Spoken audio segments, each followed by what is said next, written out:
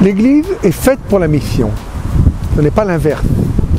Par conséquent, tout baptisé, étant prêtre, prophète et roi, doit annoncer l'Évangile. Malheur à moi s'il n'annonçait pas l'Évangile.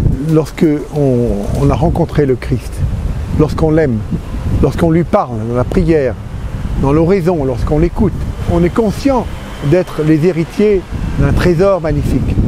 Et par conséquent, on a envie de le partager. Et plus on partage notre foi, plus notre foi grandit.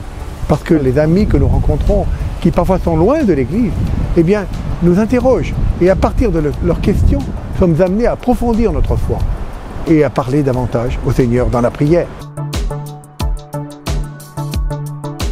Je lui dirais qu'il faut partir, évidemment. La mission, c'est une aventure spirituelle, c'est aussi une aventure humaine.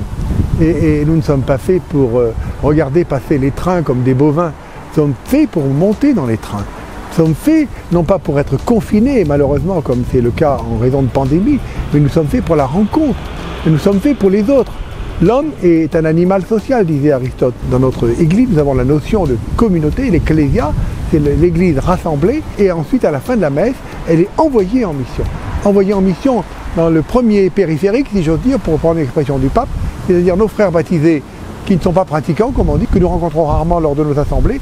Et puis le deuxième périphérique, le plus grand, c'est tous ceux qui n'ont pas rencontré le Christ. Mais on ne peut pas rencontrer le Christ comme ça. Il faut que quelqu'un nous l'annonce. Nous avons eu la chance d'avoir reçu la foi à un âge de notre vie. Eh bien, il n'y a pas d'heure pour les braves. Il nous appartient à nous d'annoncer le Christ et de témoigner qu'il est vivant et qu'il compte. Le monde est tel qu'il est. Ce monde est un monde blessé, on le voit bien. Ce monde est un monde violent, on le voit bien. Ce monde est un monde qui est complètement désorienté. On pourrait trouver de nombreux exemples pour le dire. Et de nombreuses personnes sont sans repère. S'il y a une croissance des sectes, s'il y a de l'ésotérisme, une sorte de choses comme ça, c'est bien parce que les gens ont perdu ce contact, cette foi, ce sens de la rencontre avec Dieu. Et parce qu'ils ne l'ont jamais rencontré. Il nous appartient à nous de donner un sens à notre vie pour que les autres puissent nous poser des questions. La plus belle des missions, c'est de pouvoir poser des questions aux autres. D'où l'importance d'annoncer, de témoigner et surtout d'être unifiés.